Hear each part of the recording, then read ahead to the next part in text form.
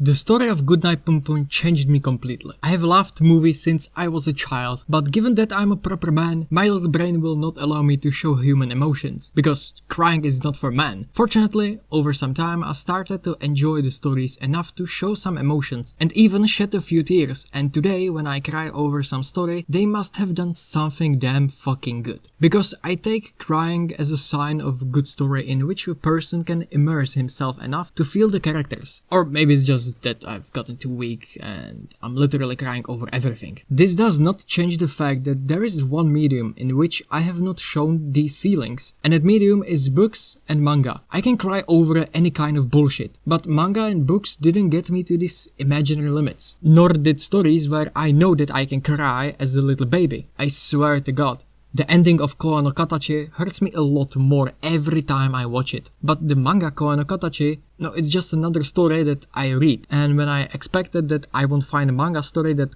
caused me these feelings, one day I got to chapter 139 of Goodnight Punpun. It's July 1st, 2 PM. Punpun wakes up in what looks like a crumbling abandoned house. He looks around and finds a straw hat. Then he takes a few steps as if looking for someone. He stops and with a look of shock on his face, he sees the love of his life hanging herself. Punpun proceeds to take her off the rope and take a piece of cloth out of her mouth. Then grabs her by her hand, puts her on his back and says, "Let's go, Aiko." Punpun then continues his journey with Aiko on his back and proceeds to have the longest stretch of dialogue in the series. Aiko, I was thinking about our life from here on out. We probably can't have a cushy life, but we can probably manage one that's nice enough. When I woke up to go to my night shift, you will just be getting home from work. You will complain a little bit about your coworkers, like you always do. I'll get irritated, but I'll figure if it makes you feel better.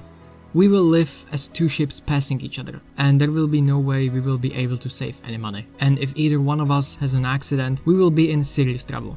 I'll be exhausted and become even more useless. Until eventually you will fall in love with someone a little bit taller and a little bit more cheerful than me and leave. Wait, that isn't fun at all. Let's start over. Aiko, I was thinking, what do I want to do? What do I want to happen to me? Aiko, I wanted you to kill me. This is followed by Punpun collapsing with Aiko, taking her on his back again and carrying on with a long walk with his final piece of dialogue in the chapter being, "I must be an idiot." The whole story in Goodnight Punpun serves right to this moment. Punpun's whole life has been played out for us since the time in elementary school when he first met Aiko. One of the reasons why chapter 139 is so strong is because of how we watch the characters develop throughout the whole story, and this is exactly what the author Inoue Sano wanted to achieve, as he said in one of his interviews, quote, "I've known from the start that an incident would happen later on, and I wanted to make it as absurd shocking as possible, so I decided I would take the time to fully draw out their silly childhood." End quote. And thanks to this idea, such an amazing ending was created that I will remember for a long time. But just describing the whole childhood is not enough for such a heartbreaking ending. There is one more little thing that just completes chapter 139. Hope is something we will come across throughout the whole story. Goodnight Punpun is not a happy story about love, but a story about bad decisions in life. In the story of Goodnight Punpun, there is not a single thing that ends well, even though we are presented with parts with a pinch of hope, that we finally have a piece of happiness, which is then only shattered by the cruel reality of this story. And when we look at Punpun and Aiko with this after they committed murder, their lives turn completely upside down and the whole journey is only full of hatred and suffering. With a little hope in Punpun that his relationship with Aiko could work before they finally get to the final place of their journey, and we have a bit of hope that they can live their lives again as before. But this is broken again by the fact that this place is abandoned and there is no one who can help them. At the end, Aiko and Punpun promises to each other that whatever happens, they will always remember that day when they watched the shooting stars together. Chapter ended with the hope that Punpun finally achieved what he wanted so much, to be with his love until the end, despite all the things that life gave him. But this was chapter 139, and we already know how this continues. Nothing but suffering and Punpun until the end of his life carrying a burden named Aiko.